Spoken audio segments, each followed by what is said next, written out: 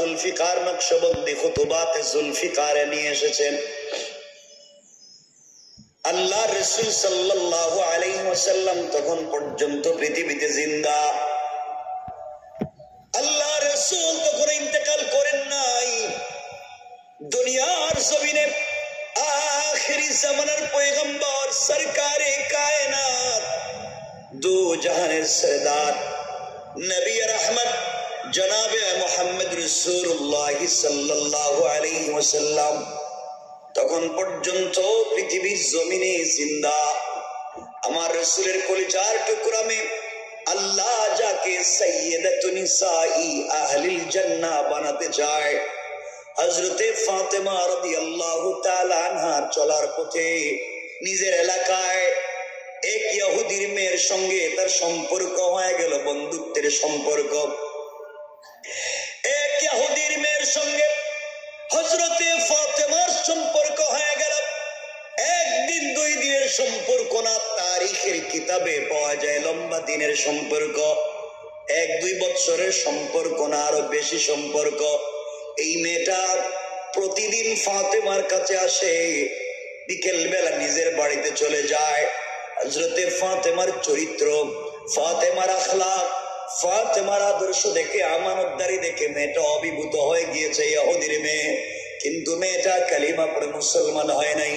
মেয়েটা দেখতেই পেয়েছে এমন ভদ্র আমানতদার কোন মেয়ে পৃথিবীতে আর হতে পারে না। এইভাবে চলে গেল অনেকদিন। कोटक न्यू ऐप पे पाइए सभी इन्वेस्टमेंट। ওই মেয়েটা আস্তে আস্তে বড় হয়ে গিয়েছে, শুধু মুসলমান হয় নাই, ফাতেমার চরিত্র দেখে, আখলাক দেখে এমন অভিভূত হয়ে গিয়েছে। ওই মেয়েটা একদিন তার বাবার কাছে গিয়েছে। বাবা হলো ওই সময়কার এলাকার সবথেকে বড় পয়সাওয়ালা ইহুদি। বাবার কাছে গিয়েছে। বাবা ডাক দিয়া বলেছে, মেয়ে আমার, তোমার বয়স কম হয় নাই মা, তুমি একমাত্র আমার মেয়ে, আমার আর কোনো সন্তান নাই। ও মা, আমার পয়সার অভাব নাই, তোমাকে আমি বিয়ে দিতে চাই, আমি জীবিত থাকতে তোমাকে উঠাইয়া দিতে চাই। আমার মুসলমান বন্ধুগণ, কথাগুলো দিল দিয়া শোনেন। এক পর্যায়ে ইহুদি ডাক দিয়া বলছে, মেয়ে, তোমাকে আমি বিয়ে দিতে চাই। এলাকার, এই দেশের, এই সমাজের সব থেকে বড় শিল্পপতি এক ইহুদির ছেলেকে ঠিক করেছি, তোমাকে বিয়ে দিতে চাই। ও মা, বাবা হিসাবে তোমার অকল্যাণ চাই না, উপকার চাই না, উপকার ছাড়া। মারে, তোমাকে বিয়ে দিতে চাই, তুমি কি বিয়েতে রাজি? মেয়ে ডাক দিয়া বলছে, আব্বা জান, আপনি আমাকে বিয়ে দিতে চান বাবা, বাবা হিসাবে আমার জন্য কল্যাণ চাইবেন না এটাও জানি, কিন্তু বাবা, আপনি যেই ছেলের সঙ্গে আমাকে বিয়ে দিতে চান ওই ছেলে পয়সাওয়ালা এটাও বললেন, ওই ছেলেও দেখতে সুন্দর এটাও বললেন, সব ঠিক আছে, কিন্তু আপনি আমাকে আগামীকালকে সন্ধ্যা পর্যন্ত সময় দেন। আগামীকালকে সন্ধ্যার আগে আগে আপনার কাছে আমি ফাইনাল ডিসিশন জানাইয়া দেব। মেয়েটা বাবার কাছ থেকে একদিনের সময় নিয়ে দুনিয়ার কারো কাছে যায় নাই, দুনিয়ার কোন মানুষের কাছে আর পরামর্শের জন্য যায় নাই। সে চিন্তা করে বের করেছে, এই পৃথিবীতে এতদিন পর্যন্ত চলাফেরা করে যা বুঝতে পেরেছি, মুহাম্মদের মেয়ে ফাতেমার মতো ভদ্র আমানতদার বিশ্বস্ত কোনো মেয়ে হতে পারে না, তার মতো চরিত্রবান কোনো মেয়ে দুনিয়ার জমিনে আর হতে পারে না। পরামর্শ যদি নিতে হয় তার কাছ থেকেই নিব। এই বলে মেয়েটা আস্তে আস্তে করে দিনের বেলা হযরতে ফাতেমার ঘরে পৌঁছে গেল, বাড়িতে পৌঁছে গেল। ডাক দিয়ে বলছে, বোন রে, আজ আমি এসেছি তোমার কাছে আমার লাইফের, আমার বাস্তব লাইফের ফাইনাল সিদ্ধান্ত নেওয়ার জন্য। তোমার পরামর্শ নিয়ে আমি সিদ্ধান্ত নিতে চাই। আমি আমার বাবার পরামর্শ পর্যন্ত নেইনি, আমি আমার মায়ের পরামর্শ পর্যন্ত নিতে চাই না, আমি আমার আত্মীয় স্বজনের পরামর্শ পর্যন্ত নিতে চাই না, আমি জানি তুমি মুসলিম, আমি ইহুদি, কিন্তু তোমার কাছে আজ পর্যন্ত যত মানুষ আমি দেখলাম পরামর্শের জন্য এসেছে, কোনো মানুষকে ভুল পরামর্শ দেওয়া নাই, কোনো মানুষকে খারাপ পরামর্শ দেওয়া নাই, কোনো মানুষের ক্ষতি হয়ে যায় এমন পরামর্শ দেওয়া নাই। কিন্তু আজকালকে গ্রামের একমাত্র পরের কাছে পরামর্শের জন্য যান, এমন পরামর্শ দিবে 10 বছরের ভিতরে আপনার ফকির বানাইয়া ছাড়বে। কথা বলেন না কেন? এই পরামর্শ মেয়েটা ফাতেমাকে ডাক দিয়া বলছে, ফাতেমা, আমার বাবা আমাকে বিয়ে দিতে চায়। এই দেশের এক ইহুদি শিল্পপতির ছেলেকে ঠিক করেছে, আমাকে বিয়ে দিতে চায়। বলো না আমি কি বিয়েতে রাজি? আমি বিয়েতে রাজি হব কিনা আমি কারো সঙ্গে কথা বলতে পারি না, কারণ কে আমাকে উত্তম পরামর্শ দিবে আমি বুঝতে পারি নাই। তোমার কাছে এসেছি, তুমি বলো। ফাতেমা ডাক দিয়া বলেছেন, বোন রে, তুমি ইহুদি, আমি মুসলিম, তোমার পার্সোনাল লাইফে আমি কোনো পরামর্শ দিতে পারি না, বোন আমি দিতে পারি না। মেয়ে বলতেছে, ফাতেমা, আমি জানি তুমি মুসলিম, আমি ইহুদি, এটাও জানি। আজ পর্যন্ত কোন মেয়ে তোমার কাছে পরামর্শের জন্য এসে খারাপ পরামর্শ পায়নি, ভুল পরামর্শ পায়নি। এই জন্যে তোমার কাছে এসেছি, তুমি আমাকে একটা উত্তম পথ দেখাইয়া দিবা, কারণ তোমার কথার মধ্যে কোনোদিন 2 নাম্বারই পাইনি, আমানতের খেয়ানত পাই নাই। ফাতেমা ডাক দিয়া বলছেন, বোন রে, আমার মন বলছে পৃথিবীর কোন বাবা চায় না তার মেয়েটা কষ্টে থাকুক। পৃথিবীর সকল বাবারাই চায় তার মেয়েটা যেন স্বামীর ঘরে ভালো থাকে। আমার মন বলছে তুমি বাবার পরামর্শকে মেনে নাও, এর মধ্যেই তোমার জন্য কল্যাণ রয়েছে, এর মধ্যেই তোমার জন্য উপকার রয়েছে। মেয়ে ডাক দিয়া বলছি, ফাতেমা,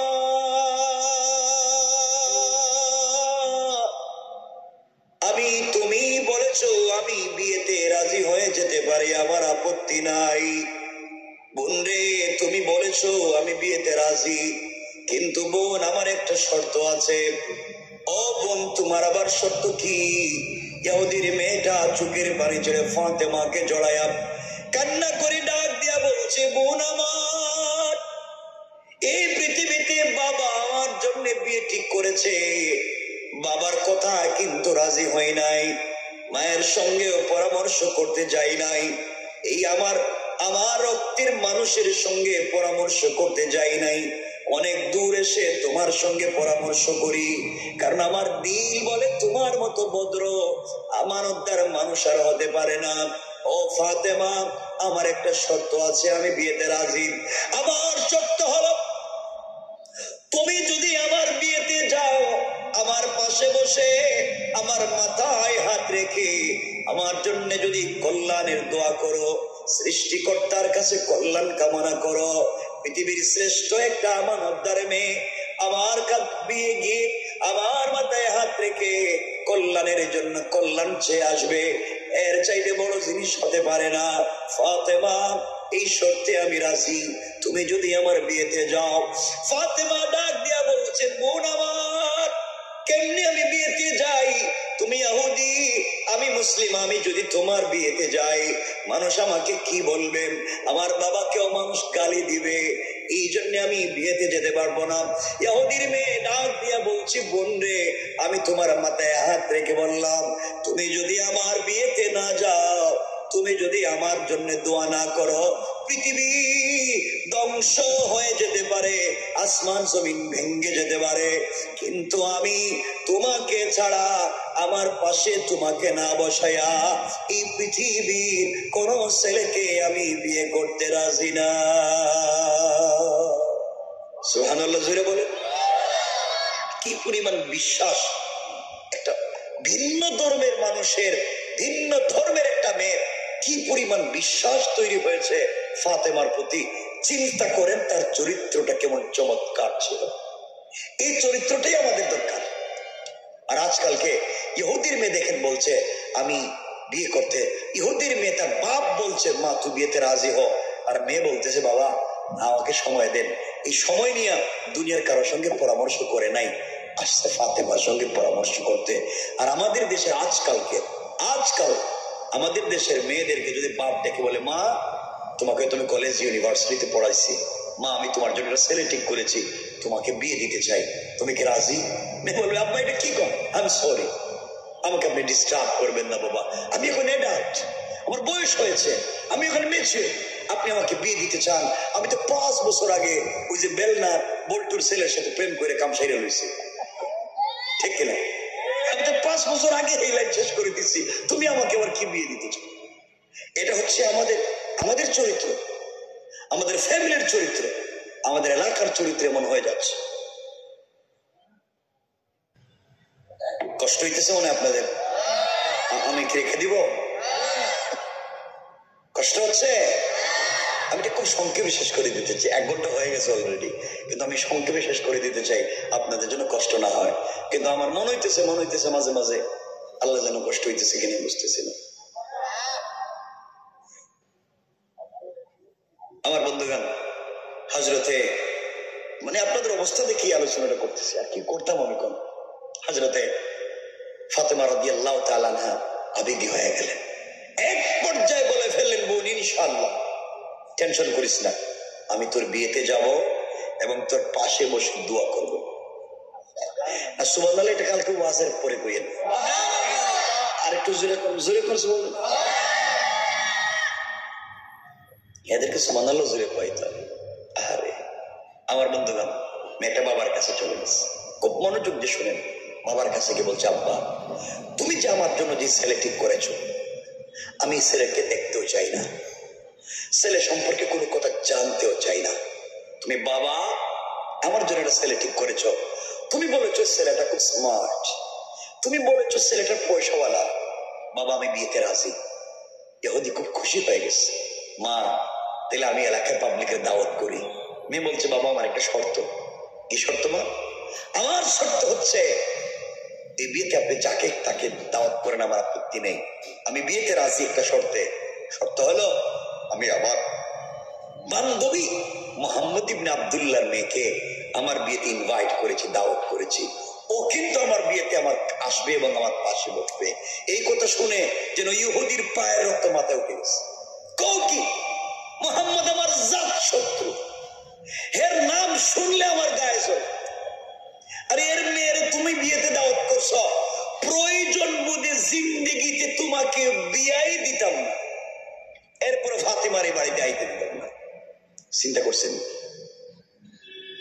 মেয়ে কয়, আব্বা জীবনে তো তোমার কথার উপরে কোনোদিন কথা বলিনি, তুমি যখন যা বলছো তা শুনছি, আজকে একটা কথা বলে দিই বাবা, পৃথিবী আসমান জমি ভেঙে যেতে পারে, আমার যায় আসে না, কিন্তু ফাতেমাকে কাছে না বসাইয়া এই পৃথিবীর কোন ছেলেকে দুনিয়ার ধ্বংস হইলেও আমি বিয়ে করব না।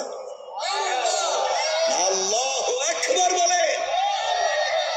কি পরিমাণ বিশ্বাস তৈরি হয়েছে একটা মাত্র চরিত্রের কারণে। এই জন্য আমিও চাই আমাদের এই পৃথিবীতে বিভিন্ন ধর্মের মানুষ আছে, তাদেরকে মাইরা পিটাইয়া দিন শিখানো লাগবে না। কারণ আমি যদি কলিজাত থেকে পাবলিককে ভালোবাসি, সে হিদায়াত পেতে পারে নাও পারে। রব বলেছে, ইন্নাকা লা তাহদি মান আহবাবতা, আপনি কলিজাত থেকে ভালোবাসলেও কাউকে হিদায়াত দিতে পারবেন না, কারণ হিদায়াতের মালিক কে? আমি যদি মারি পিটাই কাউকে হিদায়াত দিতে পারবো না। রব বলেছেন, লাস্তা আলাইহিম বিমুসাইতির, আপনি স্পিডি ছিনো যে কাউকে পিটাইয়া দিন শিখাবা। তাইলে আমার কাজ হচ্ছে উত্তম চরিত্রটা পৌঁছে দেওয়া। রাসূল পাকের উত্তম চরিত্র, আল্লাহ পাকের পক্ষ থেকে রাসূল পাককে ইন্নাকা লাআলা খুলুকিন আযীম, যে উত্তম চরিত্রটা দেওয়া হয়েছে, এই চরিত্রটা পাবলিকের কাছে পৌঁছে দেওয়া, এটা আপনার আমার কাজ। আমরা যদি উত্তম চরিত্রের মালিক হতে পারি, মারা লাগবে না, গালিগালাজ করা লাগবে না, আমাদের চরিত্র দেখেই পাবলিক মুসলমান হয়ে যাবে, ঠিক কিনা বলেন? কিন্তু আমাদের এখনকার যে চরিত্র, এই চরিত্র দেখে শয়তান আফসোস করে, আল্লাহ আমি কি করলাম জীবনে, কোন পাপ করলাম, এটা দেখে আমার চাইতে বড় শয়তানে বুঝে গেছে। মানে পাবলিক এখন যা করে এই সমাজে। এই জন্য আমার বন্ধুগণ, ইহুদি চিন্তায় পড়ে গেছে, আমার মেয়েকে যদি বিয়ে দিতে না পারি, একটা মাত্র মেয়ে, আর মেয়েকে যদি বিয়ে দিতে না পারি, এর চেয়ে কষ্ট আর নাই পৃথিবীতে। কেমনে মেয়েটাকে বিয়ে দিই? মেয়ে তো রাজি না। ইহুদি তো একটা পরামর্শ করে একটা সিদ্ধান্ত নিয়েছে বুদ্ধি করে, মেয়ে তুমি আমার একটা মাত্র মা, তোমাকে কত ভালোবাসি মা, টেনশন কইরো না, আমি তোমাকে বিয়ে দিতে চাই। মা তুমি যে ফাতেমাকে আনতে চাও আমি রাজি, আমার কোনো আপত্তি নেই। ফাতেমা তোমার বিয়েতে আসুক, তোমার কাছে বসুক, আমার কোনো আপত্তি নেই মা, এরপরও তুমি রাজি হয়ে যাও। মেয়ে বলছে আব্বা আমি খুশি হয়ে গেছি। ইহুদি বলতেছে আমার কিন্তু একটা শর্ত আছে। বাবা তোমার আবার শর্ত কি? আমার শর্ত হলো ফাতেমা তো গরিব মেয়ের মেয়ে, এর বাপের ঘর নাই, বাড়ি নাই, 3 বেলার খাবার নাই, নতুন জামা কাপড়ও নাই, সারা পুরাতন কাপড় পরে। আর তোমার বিয়েতে আমি যাদেরকে ইনভাইট করেছি সব পয়সাওয়ালার ছেলে মেয়েরা, দামি দামি গিফট নিয়ে আসবে, দামি দামি অর্নামেন্টস জুয়েলারি নিয়ে আসবে, দামি দামি কাপড় পরবে। ফাতেমা তো কাপড় পরতে পারবে না, গরিবের মেয়ে, সুতরাং এই বিয়েতে আসলে মান সম্মান থাকবে না। সে যদি আসতেই হয় আমি রাজি, আসতে আপত্তি নেই, কিন্তু একটা নতুন পোশাক পরে আসতে হবে, সোসাইটি মেনটেন করতে হবে, সামাজিকতা রক্ষা করতে হবে। আমি যেমন এভাবে একটা পোশাক নিয়ে আসতে হবে। এর অর্থ হলো ফাতেমা কাপড়ও পাবে না, আসতেও। চিন্তা করছেন, দেখেন কত বড় চিন্তা করছে। ইহুদির মেয়ে বলতেছে আব্বা ঠিক আছে, আমি ফাতেমার কাছে বলবো। মেয়েটা চোখের পানি ছেড়ে দিয়া পরের দিন ফাতেমার কাছে এসে বলছে বোন রে তুমি আমার বিয়েতে যাও। আমার বাবা কোনোভাবেই রাজি হয় না, বাবা কোনোভাবেই মানতে চায় না। তোমার বাবার নাম শোনার পরে আমার বাপ তো যেন মাথা গরম হয়ে গিয়েছে, রক্ত মাথায় উঠে গিয়েছে। বাবা কোনোভাবেই রাজি হয় না। অনেক অনুনয় বিনয়ের পরে একটা শর্তে বাবাকে রাজি করানো গিয়েছে। ও বোন তুমি যদি আমার বিয়েতে যাও, সামাজিকতা সোসাইটি মেনটেন করতে হবে। তুমি আমার বিয়েতে যেতে হলে একটা নতুন পোশাক লাগবে, এই পোশাক ছাড়া তুমি কিন্তু যেতে পারবা না। আল্লামা জুলফিকার নকশবন্দি লিখেন, এই কথা শুনে ফাতেমা চোখের পানি ছেড়ে কান্না করে দিলেন। ডাক দিয়া বলছেন বোন রে তুমি আমাকে নতুন পোশাকের কথা বলেছ, আমি এমন এক বাবার ঘরে জন্ম নিয়েছি যা ঘরে 3 বেলার পূর্ণাঙ্গ খাবার প্রতিদিন থাকে না, মাসের পর মাস চলে যায়, আমাদের ঘরের চুলায় ঠিক মতো আগুন জ্বলে না। আমি কেমনে নতুন পোশাক পাবো, কোত্থেকে পাবো? ও বোন কিন্তু আমার আল্লাহর উপরে আমার কোনো আপত্তি নাই, আমার আল্লাহর কাছে এই ব্যাপারে আমার কোনো নালিশ নাই। রব আমাকে যেভাবে রেখেছেন, বাবা যতটুকু পেরেছেন আমি খুশি। আমি তো আখিরাতে আল্লাহকে পেতে চাই, এই জন্যে আমি তোমার বিয়েতে যেতে পারবো না, কাপড় নাই। বোন রে আমি কাপড় পাবো না, তোমার বিয়েতে যেতে পারবো না, তুমি আমাকে ক্ষমা করে দাও। মেয়েটা চোখের পানি ছেড়ে কান্না করে ফাতেমার কপালে চুম্বন করে বলছে বোন রে তুমি না আমাকে একদিন বললা, অনেকদিন তোমাকেও দেখলাম। ও ফাতেমা তুমি আমাকে বলেছো এই পৃথিবীতে একজনের সঙ্গে তোমার বড় সম্পর্ক আর প্রেম হয়েছে, তার চিন্তা ছাড়া তোমার 1 মিনিটে চলে না, তার ভালোবাসা ছাড়া তোমার রাত দিন হয় না। সারাদিন অপেক্ষা করো, সন্ধ্যা হয়ে গেলে সারা রাত তার সঙ্গে কথা বলবা। ও ফাতেমা তুমি আমাকে বলেছো এই পৃথিবীতে একজনের সঙ্গে তোমার বড় গভীর প্রেম আর সম্পর্ক, যার জন্য সারাদিন অপেক্ষা করো। এত এত ক্ষমতা যদি তোমার আল্লাহর হয়ে থাকে, এত এত পাওয়ার যদি তোমার আল্লাহর হয়ে থাকে, এই বিশ্বাস নিয়ে যদি তুমি এভাবে চলে থাকো ফাতেমা, তুমি না আমাকে বলেছো রাত হয়ে গেলে সালাতে দাঁড়ালে তুমি তার সঙ্গে কথা বলতে পারো। ও ফাতেমা তুমি আমাকে বলেছো আল্লাহকে যথেষ্ট মনে করে কেউ যদি আল্লাহর কাছে কোনো জিনিস চায় সে নাকি ফিরাইয়া দেয় না। তুমি আমাকে বলেছো রব কারো হাত খালি করে ফিরাইয়া দেয় না। ফাতেমা সব যদি সত্য হয় তুমি বলেছো সে তোমাকে ভালোবাসে, তুমিও তাকে ভালোবাসো।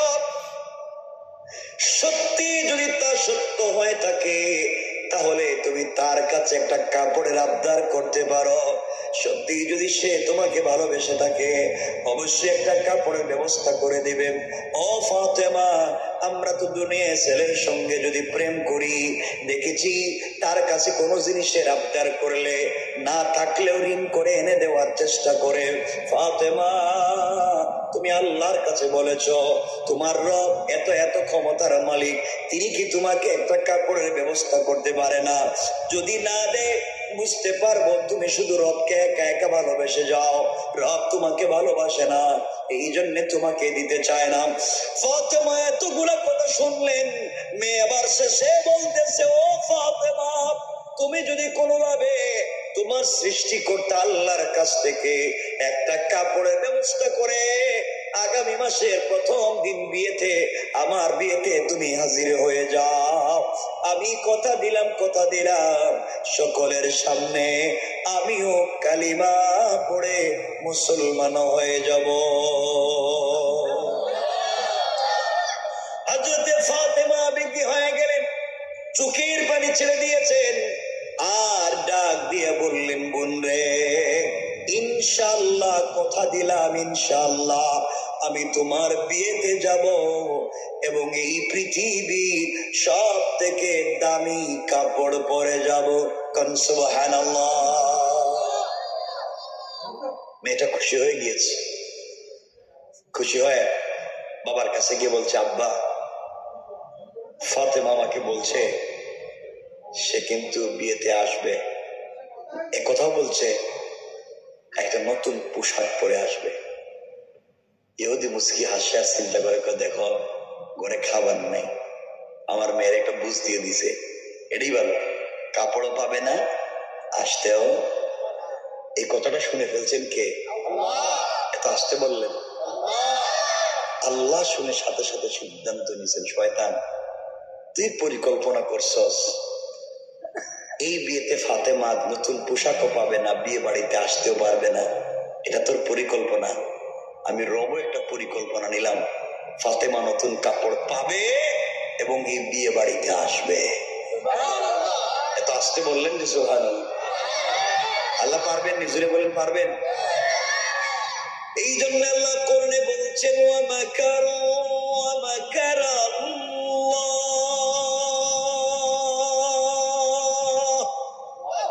ওয়াল্লাহু খায়রুল মাকিরিন।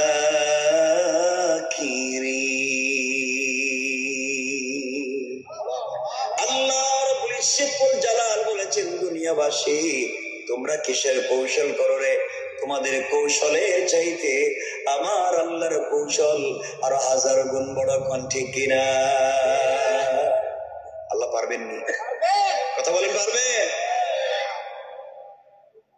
আপনাদের আওয়াজের যে অবস্থা, আমার মনে হইতেছে 5 মিনিটের ভিতরে রেখে দিতে। আমি কি এটা এভাবেই রেখা দিব?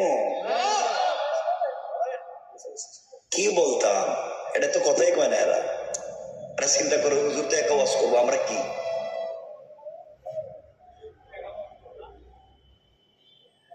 কষ্ট হয় আমার বন্ধুগণ। 1 মাস, কয় মাস করে বিয়ে ছিল ধরেন, 1 মাস শেষ, আগামীকাল কি বিয়ে। এই 1 মাসের ওয়াজ রেখে দিলাম। 1 মাসে বহুত ঘটনা ঘটছে, কিন্তু বহুত কিছু হয়েছে। কিনা নিয়ে, কাপড় নিয়ে বাড়িতে অনেক ঝামেলা হয়েছে। ফাতেমার কাছে বারবার আইছে, এই ওয়াজ রেখে দিলাম, লম্বা হয়ে যাইব। আমি 12টার ভিতরে রেখে দিব, এটাই নিয়ম। কারণ ওয়াজ কয় দিনের? 1 দিন না 2 দিনের? 12টার পর 1 দিন না 2 দিন? কয়েকদিন। এটা কিন্তু উল্টা করে। 12টার পরে তো আরেক তারিখ আইব। আজকে 24, কালকে তো, আজকে 25, কালকে 26 হয়ে যায়। 12টার পরে 26-এ তো ওয়াজ করার কথা না, আমার ওয়াজ 25-এ করার কথা। এই জন্য আমি এর ভিতরে রাখ নই, আমি কম চালাক না তো, রেখে দিন। আমার বন্ধুগণ, এক পর্যায়ে আল্লাহ সিদ্ধান্ত নিলেন পাঠাবেন। আর ইহুদি সিদ্ধান্ত নিচে আইতো না। 1 মাস চলে গেছে, 1 মাসের ওয়াজ অনেক লম্বা, এটা রেখে দিলাম।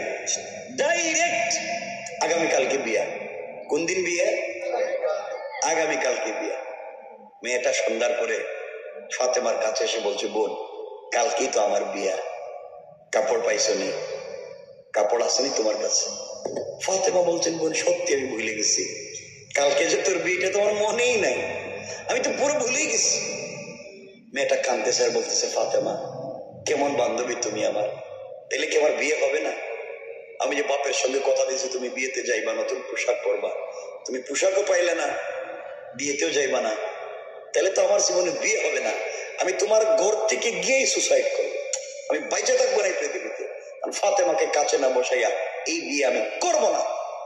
ফাতেমা বলছেন, বোন কান্দিস না, যার সাথে আমার প্রেম, যারে আমি ভালোবাসি, এখন 1 রাত 12 ঘন্টা বাকি আছে, চিন্তা করিস না, রব যদি চায় যে 1 মুহূর্তেও ব্যবস্থা করে দিতে পারে। আল্লাহু আকবার বলেন না, কারণ হাসবি আল্লাহ, আল্লাহ আমার জন্য যথেষ্ট, কেউ লাগবে না। রব চাইলে তা পারবেন। পারবেন কি পারবেন না? মেয়েটা খুশি হয়ে গেছে, বলছে, বোন আমারও বিশ্বাস তোমার একটা ব্যবস্থা তুমি করতে পারবে। এই বলে মেয়েটা ফাতেমার কাছ থেকে বিদায় নিয়ে চলে গেছে।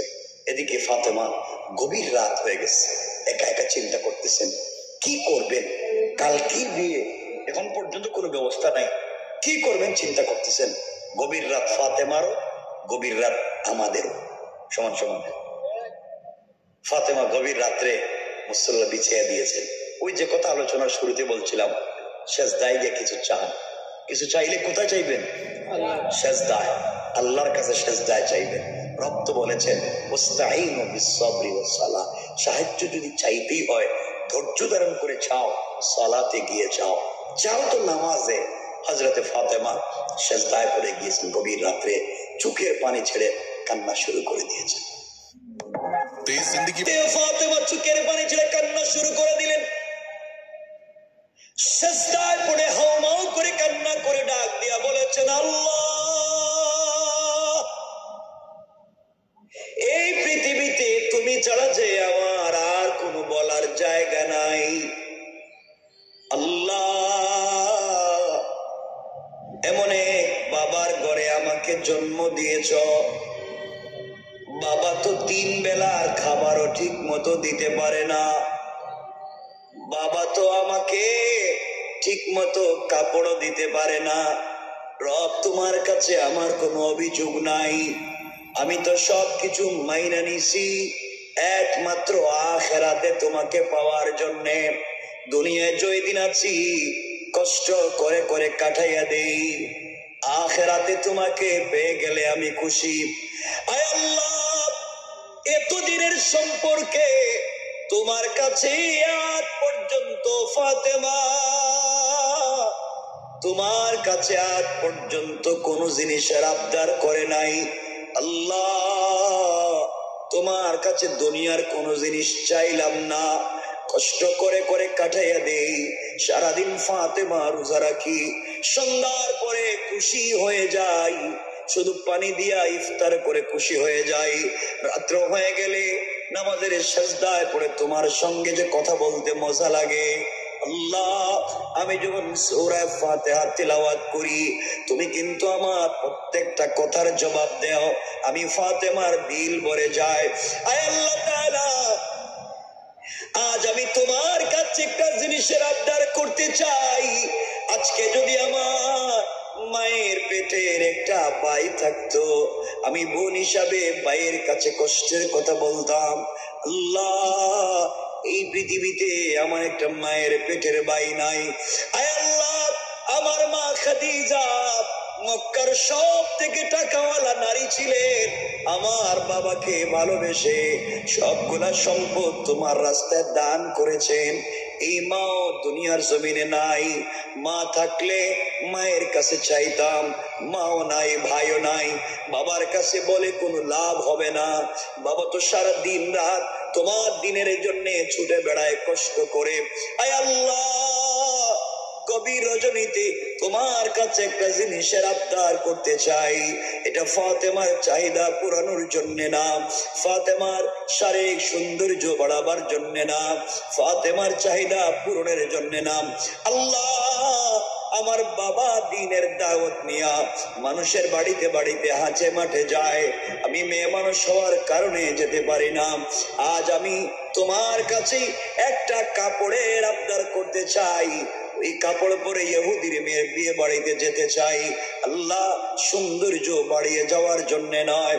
আয় আল্লাহ তাআলা, তুমি আমাকে যেভাবে হয় একটা কাপড়ের ব্যবস্থা আমাকে করে দাও, ওই কাপড় পরে ইহুদির মেয়ের বিয়ে বাড়িতে যাব। এই বাড়িতে যত মহিলারা জমা হবে, সকল মহিলারা যেন আমার কাপড়ের দিকে তাকাইয়া কালিমা পড়ে মুসলমান হয়ে যায়।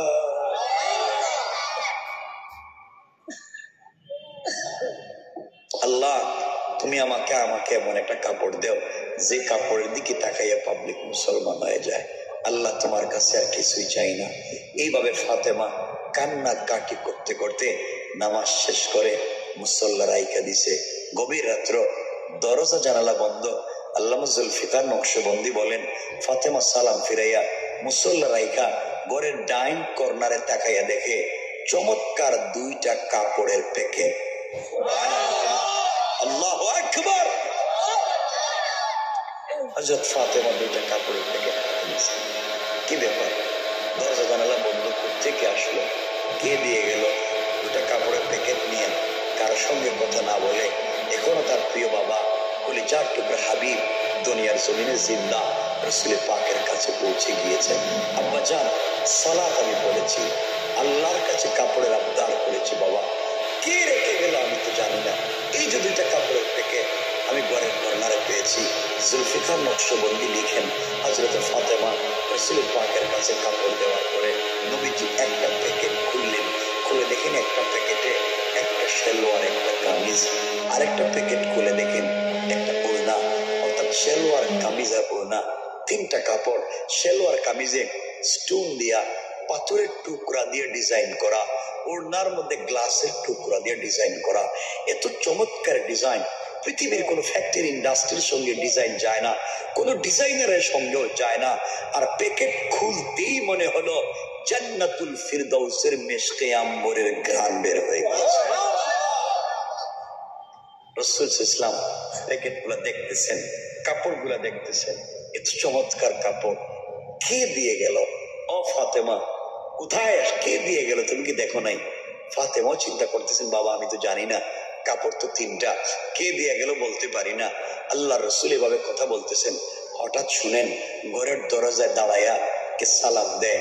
নবীজি জিজ্ঞেস করেন, কে তুমি আসছে এত রাত্রে?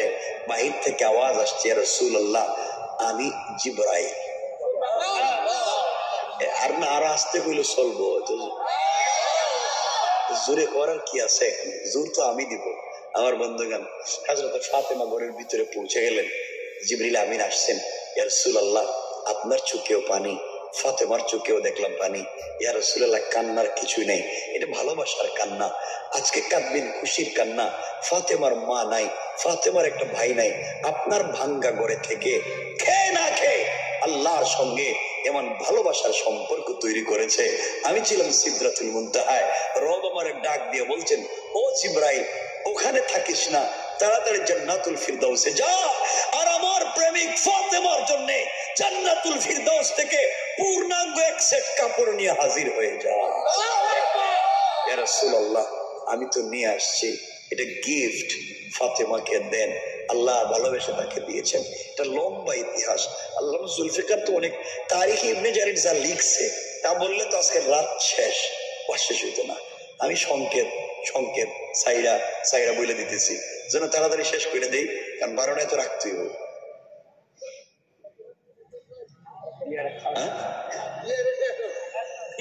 রাত গান আলারা রাত পয়াই দিতেছে, দেখ ওয়াশ শেষ করে ওখানে যাইবেন গা সবাই। ওয়াশ শেষ হয়ে গেলে ওখানে আমরা বসে থাকি। বিয়ে শেষ করাই দেবো, বিয়ে শেষ করাই দেবো।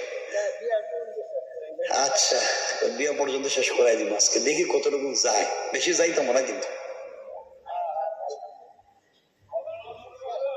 হ্যাঁ, ওয়াজ যেদিন থাকে না এদিনকে সব ফজরের নামাজে যায়। ওয়াজে একদিন কি সমস্যা করছে, ফজরের নামাজে যারা যাওয়ার এরা ফজর পর্যন্ত ওয়াজ হইলেও যাইব, আর যারা যাওয়ার না এটা ওয়াজ না হইলেও যাইতো না। ঠিক কিনা বলেন? ওটা জানা আছে আমার, এটা আমার কইয়েন না আপনারা, এই লাইন শেষ করেই বুঝিয়ে গেল। আমার বন্ধুগণ, রাসূল পাক সাল্লাল্লাহু আলাইহি ওয়াসাল্লাম ফাতেমাকে জড়িয়ে ধরলেন, কতক্ষণ কাঁদলেন যে আমার মেয়েটা আল্লাহকে চিনতে পেরেছে। আর রব ফাতেমাকে তো জান্নাতি মহিলাদের নেত্রী বানাতে চায়, ভবিষ্যতে সৈয়দা শাবাব আহলিল জান্নাহ হাসান হুসাইনের মা বানাতে চায়, ভবিষ্যতে আসাদুল্লাহিল গালিব আল্লাহ যাকে বিজয়ী বাঘ বানিয়েছেন আলীর স্ত্রী বানাতে চায়। আল্লাহু আকবার! এটা তো সাধারণ সম্পর্কের মেয়ে না। বলেন ফাতেমা এই নো কাপড়, এই কাপড় পরে আগামীকালকে ইহুদির মেয়ের বিয়ে বাড়িতে যাইও, কিন্তু মা বাপের একটা কথা, পর্দার সাথে যাইও। সুবহানাল্লাহ বলেন না? ফাতেমা এমনি পর্দা করে যায়, ফাতেমা তো ফাতেমাই, সে তো পর্দা করে যাবে। রাসূল এই কথা ফাতেমাকে বলেননি, ফাতেমাকে উপলক্ষ করে আমাদেরকে একটা শিক্ষা দিচ্ছেন। এখানে বহুত বহুত বহুত লম্বা আরেকটা ওয়াজ, এখানে তারিখ ইবনে জারিরে বহুত লম্বা একটা ওয়াজ শুরু করে দিছে, আমরা ওদিকেও চাইতাম না। কারণ রাসূল ফাতেমাকে নতুন কাপড় দিয়া পর্দার কথা বললেন কেন, সহজ করে বলে দিই, কারণ নারীরা যেই দিন নতুন কাপড় পরে, যেদিন হিল জুতা, যেই দিন লিপস্টিক লাগায়, যেই দিন একবারে আশকারা মাস্কারা লাগায়, যেদিন একটু স্মার্ট হইয়া এক্সট্রা অর্ডিনারি করে ফেসের মধ্যে বডির মধ্যে, ওই দিন কিন্তু আর পর্দা করে। এই জন্য রাসূল বললেন নতুন পোশাক পরছে একটু পর্দা করো, কারণ মহিলারা নতুন পোশাক যেদিন পরে ওদিন কিন্তু পর্দা করে। স্বামীর সামনে দেখবেন ছেঁড়া গন্ধ করে রান্না করছে, ধোঁয়ার গন্ধ, এটা নিয়ে বস্তার মতো স্বামীর পাশে শুয়ে থাকে। আর যেদিন দুলাভাই আইব, অথবা মার্কেটে যাইব, অথবা বিয়ে শাদিতে যাইব, সব থেকে দামি কাপড়টা বাইর করে যায়। কথা বলেন না কেন? ওই দিন তোমার কে দেখতো? তোমার সৌন্দর্য তো স্বামী দেখবে। এখন যে একবারে ফিটফাট হয়ে যাইতেছো, কারে দেখাইতা? কথা বলেন না কেন? এই জন্যই আজকালকে আমাদের মায়েদের ঘর থেকে শাহজালাল শাহ পরান, আব্দুল কাদের জিলানি, মুঈনুদ্দিন চিশতি, জুনাইদ বাগদাদি, এমন আল্লাহর ওলিরা আমাদের মায়েদের ঘর থেকে জন্ম নেয় না, এই ইন্ডাস্ট্রি থেকে, এই ফ্যাক্টরি থেকে এখন জন্ম নেয় বল্টু মিয়া। কথা বল না কেন? ভালো মানুষ আর আসতে চায় না, কারণ খারাপ হয়ে গেছে ফ্যাক্টরি, ইন্ডাস্ট্রি নাই। মায়েদেরকে জন্য বলছি, কথা আরেকদিকে চলে যাচ্ছে, এজন্য চলে যাইতেও দিব না, আমি রেখে দিব এখানে। আমি মায়েদেরকে বলবো আল্লাহর ওয়াস্তে আপনারা ভালো মানুষ হন, পর্দায় থাকেন, স্বামীর সাথে সম্পর্ক রাখেন। কিন্তু আফসোসের ব্যাপার, আজকালকে দেখবেন পুরুষেরাও পৃথিবীর সকলের সঙ্গে ভালো ব্যবহার করে, গড়ে গেলেই বউকে দেখতে পারে না। আর অনেক নারীরা আছে সারা রাত দিন সবার সঙ্গে সম্পর্ক ভালো, স্বামীর দেখলেই তার মাথা খারাপ। ঠিক কিনা বলেন? দুইজন স্বামী স্ত্রী একই ঘরে থাকে, একই বিছানায় থাকে, একই বিছানায় ঘুমায়, একজন পূর্ব দিকে মুখ দিয়া, একজন পশ্চিম দিকে মুখ দিয়া, আর মধ্যখানে ব্যারিকেড দেয় কুল বালিশ দিয়া। কথা বল না কেন? এটা ইউক্রেন, এটা রাশিয়া, এখানে আসা যাবে না। তাহলে এই পরিবারে শান্তি আসবে কেন? এখানে তো শান্তির আশা করা যায় না, এই পরিবার থেকে ভালো মানুষ জন্ম নিবে না। এই জন্যে আমাদের মায়েদেরকে চমৎকার আচরণ করতে হবে স্বামীদের সঙ্গে, এবং স্বামী যারা আছেন আপনাদেরকেও চমৎকার ভালোবাসতে হবে মায়েদেরকে। ইনশাআল্লাহ ইনশাআল্লাহ যাই কোন ঘরে গেলেই বুঝা যাবে ইনশাআল্লাহ কতটুকু। এই ওয়াজ আজকে আর করতাম না, ওটা রাখলাম, আমরা অন্যদিকে যাই, আমরা আলোচনা সংক্ষেপ করি। আমার বন্ধুগণ, নবীজি কেন বললেন এটা এতটুকু নেই? হযরত ফাতেমা পরের দিন সকালবেলা জান্নাতি পোশাক পরে, একে তো রাসূল পাকের মেয়ে, একে তো ফাতেমা, তার উপরে জান্নাতি কাপড় পরেই গেছে নূর না আলা নূর ইহুদির মেয়ের বিয়ে বাড়িতে। ঘরে শুধু ঢুকছেন, পুরাটা ঘর জান্নাতি কাপড়ের আলোতে আলোকিত হইয়া পুরাটা ঘর মেশকে আম্বরের গ্রানে মুখরিত হয়ে গিয়েছে। এই বাড়িতে যত ইনভাইট পাওয়ার পরে বিয়ে বাড়িতে এসেছিল। কারো কারো পরনে কোটি টাকার জামা, অর্নামেন্টস জুয়েলারির অভাব নাই, দামি দামি পারফিউমের অভাব নাই। ফাতেমা গরিবের মেয়ে, ওই কাপড় পরে যখন ইহুদির মেয়ের বিয়ে বাড়িতে ঢুকে গেলেন, পুরা বাড়ির মহিলারা ফাতেমারে তো ধরছে, বোন রে তুমি না গরিবের মেয়ে, আমরা মনে করছি বিয়েতে আসতেই পারবা না, আসলা তো আসলা, এত দামি কাপড় কোথায় পেয়েছো, কোন মার্কেট থেকে কিনলা? আমাদের কোন কাপড়ের সঙ্গে তার ডিজাইন মিলে না, এত চমৎকার ডিজাইন, এত চমৎকার সুঘ্রাণ থেকে পাইলা? ফাতেমা বলছেন, শুনো রে, এটা আমি কিনে আনছি। কি করছি? কিনে আনছি। মহিলারা কয়, কোথেকে কিনছো, কোন মার্কেট থেকে? আমরা তো সব মার্কেট চিনি। ফাতেমা বলছেন, যে মার্কেট থেকে কিনছি তোদের বাপ দাদা এই মার্কেটের নামও জানে না। মহিলাদের জিদ কম না বেশি? আমাদের বাপ দাদার কথা কয়, গরিবের মেয়ে থ্রেড মারে, মার্কেট চিনি না। ফাতেমা, আমরা মার্কেট চিনি, আমরা সব মার্কেটে কেরানীগঞ্জের চিনি, এমনকি মার্কেটের সিফা গল্লি চিনি, কোন জায়গায় ফুচকা চটপটি পাওয়া যায়, এমনকি মার্কেটের ম্যানেজারের মোবাইল নম্বরও আছে। কথা বলেন না কেন? সব আছে। স্বামীর নাম্বার, স্বামীর কাছে দোকানের মালিকের নাম্বার নাই, বউ মোবাইল আছে। আমরা তো খারাপের জম। দেখবেন বউ মাঝে মাঝে মার্কেটে যায়, কি সুন্দর হিল জুতা, স্মার্ট, একবারে স্মার্ট হয়ে বিউটিফুল সাজগোজ করে একটা গুন্ডার মতো মার্কেটে যাইতেছে, আর স্বামী হেও সাথে আছে, হ্যাঁ বাচ্চা একটা কুলে নিয়া পিছনে এটা করতেছে। কথা বলেন না কেন? এটাই হে হে করতে আছে, আর বউ তো যাইতেছে সামনে, ডরে কিছু পায় না। এগুলোই চলতে আসছে সমাজে। আমি সব কথা বলতেছি না আমার বন্ধুগণ। যাই হোক, মেয়ে বলতেছে, মেয়েরা বলতেছে, ফাতেমা কোন মার্কেট থেকে কিনছো, আমরা তো সব মার্কেট চিনি। ফাতেমা বলছেন, তোমরা যে মার্কেট গুলা চিনো, এটা না স্মার্ট চমৎকার একটা মার্কেট, এখানে যে কেউ যাইতে পারে না, এটা আমি কিনে আনছি। আর তোমরা কি করবা, এই কাপড় কিনবা নাকি? তোমাদের বাপ দাদা 14 গোষ্ঠী সম্পত্তি বিক্রি করলেও এই কাপড় কিনা দূরের কথা, কাপড়ে যে পাথরের টুকরা দিয়ে ডিজাইন, এই ডিজাইন একটা পাথর কিনতে পারবে না। মহিলাদের তো মাথা গরম, দরকার হলে কিডনি বিক্রি করুন, দরকার হলে বাপ দাদার সম্পত্তি বিক্রি করুন, এই কাপড় লাগবে। যেই মেয়ের বিয়ে হওয়ার কথা, ওই মেয়ে তার বাপের কাছে গিয়ে বলছে, আব্বা তুমি না বলছিলে ফাতেমা আসতে পারবে না, কাপড় নাই। এমন কাপড় পরছে মনে হইতেছে আমারে যেটা আপনি কিনে দিচ্ছেন সেইটা দিয়ে তার ফাতেমাটা জুতা মুছে যাই। বাবা আমি পরিষ্কার বলে দিলাম, ফাতেমার মতো কাপড় যদি আপনি আমারে না দেন, আমি কিন্তু আজকে বিয়ে করতাম না। লাগছে নি পেস? এখন বিয়া কেমনে করাইতাম এটা কম, এত বিয়া মুশকিল, এই কাপড় লাগবো বিয়া করতে। আমার বন্ধুগণ, পুরা বাড়ির মহিলারা তাদের স্বামীদেরকে গিয়ে বলছে, সাবধান, এই বিয়ে বাড়িতে এক ফোঁটা পানিও কেউ খাইতে পারবে না যদি ফাতেমার মতো কাপড় আইনা না দেয়। এই কাপড় লাগবে এই বিয়েতে। গরিবের মেয়ে থ্রেড মারে আমাদেরকে, এই কাপড় ছাড়া যাইতামই না। কৌশল করছেন কে? আল্লাহ বলছেন, ফাতেমারে যাইতে দিবি না, আমি এমন বাড়ে দিতেছি তোদের মাথা নষ্ট করে দিলাম। এই জন্য আমার আল্লাহ কোরআনে বলছেন, ইন্না কাইদাশ শাইতানি কানা দাঈফা।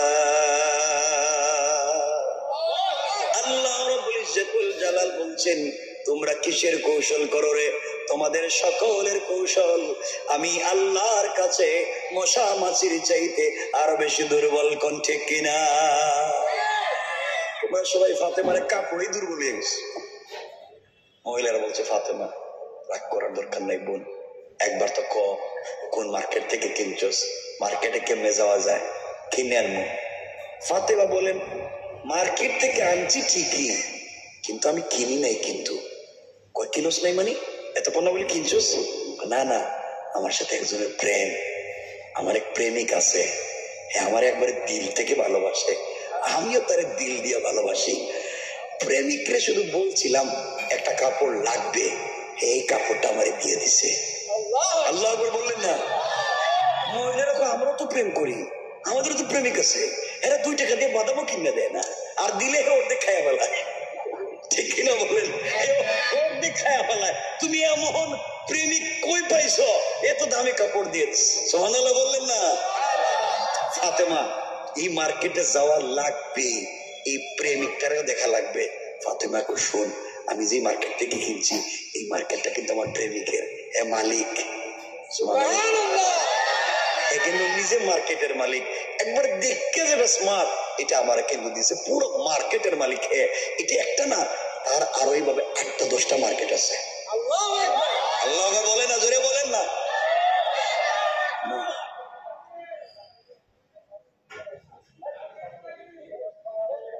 আমার বন্ধুগণ আমার দিকে তাকান, আল্লাহ জানে এটা আবার কোন জিনিস হয়েছে। আমার দিকে তাকান, এটা তাকান আমার ভাইরা। 12টা তো হয়ে গেছে ভাই, আমি 12টা পেয়েছি না?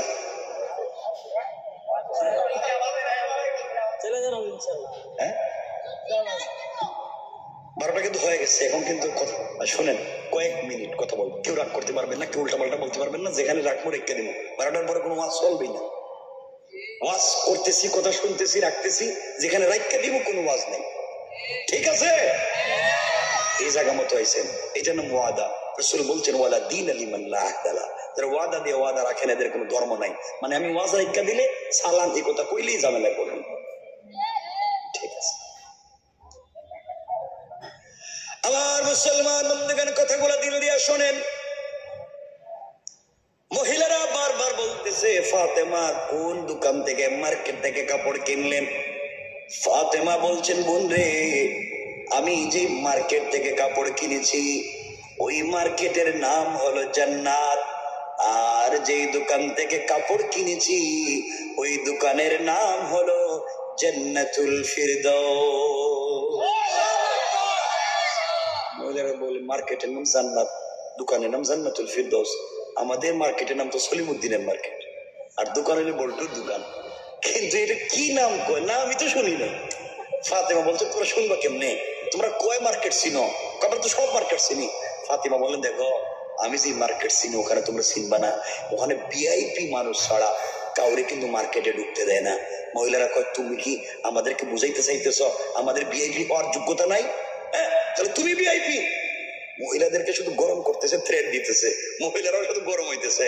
ফাতেমা দেখে বলছে ফাতেমা তোমার এই মার্কেটে কেমনে যাওয়া যায়? ফাতেমা বলছেন যে রাস্তা দিয়ে যাওয়া যায় এটা কেরানীগঞ্জের কোনো রাস্তা না, এটা এই কলাতিয়ার কোনো রাস্তা না, এটা বেলনার কোনো রাস্তা না, এটা একটা স্পেশাল ভিআইপি রাস্তা, যে কেউ রাস্তা দিয়ে চলতে পারে না। স্পেশাল একটা রাস্তাই বানায় রাখছে, শুধু এই মার্কেটে এই রাস্তাই গেছে, আর এই রাস্তা ছাড়া পৃথিবীর কোন রাস্তা দিয়া এই মার্কেট পাওয়া যায় না। সব মহিলারা ফাতেমা তাড়াতাড়ি কো আমরা যাইতে রাজি, এই রাস্তা দিয়ে যাবো। ফাতেমা বললেন শোনো, যে মার্কেট থেকে কাপড় কিনেছি ওই মার্কেটের নাম জান্নাত, যেই দোকান থেকে কিনছি ওই দোকানের নাম জান্নাতুল ফিরদাউস, আর ওই মার্কেটে যেই রাস্তা দিয়ে গিয়েছি ওই রাস্তার নাম হলো ইহদিনাস সিরাতাল মুস্তাকিম। ও মহিলারা, চলার পথে একমাত্র কেবলমাত্র শুধুমাত্র যদি সিরাতে মুস্তাকিমের রাস্তায় চলো রে, সামনে গেলে জান্নাত নামক মার্কেট পাইবা, ওখানে ঢুকে গেলে জান্নাতুল ফিরদাউস নামক দোকান পাইবা, ওখানে গেলে আমার মালিকরেও পাইবা। আমার চাইতে মালিকের সঙ্গে যদি তোমাদের সম্পর্ক ভালো হয়ে যায় আমার চাইতে আরো দামি দামি কাপড় পাইবা। মহিলারা চিন্তা করে কি নাম কয়, সিরাতে মুস্তাকিম, জান্নাত, জান্নাতুল ফিরদাউস। ফাতেমা বলে কিছুই চিনলাম না, কতই রাস্তা দিয়ে কেমনে যাওয়া যায়, রাস্তাটা শুরু হয়েছে কোন জায়গা থেকে? ফাতেমা বলছেন বোন শোনো, ওই রাস্তা দিয়ে যে কেউ যাইতে পারে না, ওই রাস্তা দিয়ে চলতে গেলে একটা আইডি কার্ড লাগে, পরিচয় পত্র লাগে, তাইতে দিবে না, কেন সিকিউরিটি গার্ড আছে আটকাই দিবে, পরিচয় পত্র লাগবে, মাস্ট বি, পরিচয় পত্র লাগবে। ফাতেমা বলছেন পরিচয় পত্র থাকলেই হবে না, পরিচয় পত্রে একটা পিন নাম্বার থাকে, কোড নাম্বার, এই কোড নাম্বার মনে রাখতে হবে। আপনার কাছে এটিএম কার্ড আছে, পিন নাম্বার মনে নাই, জীবনে পয়সা পাইবেন? ফাতেমা বলছেন আইডি কার্ড থাকলে হবে না, পিন নাম্বারটা যদি মনে রাখতে পারো, আইডি কার্ড যদি সঙ্গে রাখতে পারো, তাইলেই রাস্তা পাইবা সিরাতে মুস্তাকিমের, তাইলেই মার্কেট পাইবা জান্নাত নামক মার্কেট, তাইলে জান্নাতুল ফিরদৌস নামক দোকান পাইবা। ওখানে গেলে আমার মালিককেও পাইবা। তার সঙ্গে যদি সম্পর্কটা জড়ায় ফেলাইতে পারো, আরো ভালো জিনিস পাইতে পারো। মহিলারা তো ফাতেমা, তাইলে এই আইডি কার্ডটা কই পাবো? আর আইডি কার্ডের নাম কি এটা তো বুঝলাম। এই আইডি কার্ডটা কোথায়? ফাতেমা বলছেন, বোন রে, এখানেই তো জায়গা মতো আইসো। এই আইডি কার্ড কোন মেম্বার চেয়ারম্যান দেয় না, ওদের কাছে আইডি কার্ড নাই। এই আইডি কার্ড বিতরণ করেন একমাত্র আমার আব্বা। আল্লাহু আকবার বললেন না? আমার বাপ তুই আইডি কার্ডই দেয়, আমার বাপ তুই পিন নাম্বারই দেয়, আমার বাপ তুই সিরাত নামক রাস্তার কথাই কয়, আমার বাপ তো জান্নাতের নাম কয়, আমার বাপ তো জান্নাতুল ফিরদৌসের কথা কয়, আমার বাপ তুই প্রেমিকের সঙ্গে সম্পর্ক করানোর কথা কয়। কিন্তু তোমরা আমার বাপরে দেখতে পারো না, তোদের বাপ দাদারা আমার বাপরে দেখতে পারে না। আমার বাপ তো এই পথেরই কথা কয়। মহিলারা গো, ফাতেমা, তাহলে আর কিচ্ছু চাই না, আমরাও তোর বাপের কাছে যাইতে চাই। এই আইডি কার্ড নিয়ে আমরাও তোর মালিকের সঙ্গে দেখা করতে চাই। আল্লাহু আকবার তো আসতে বললেন, দরকার হলে সব বাদ দিব। ফাতেমা বলছেন, দেখো, ওই আইডি কার্ড যদি সঙ্গে রাখো, হয়তো স্বামী স্ত্রী সম্পর্ক চলে যেতে পারে, মা বাপ তোদেরকে খারাপ বলতে পারে, এত কিছু নিয়ে এই আইডি কার্ড নেওয়ার দরকার কি?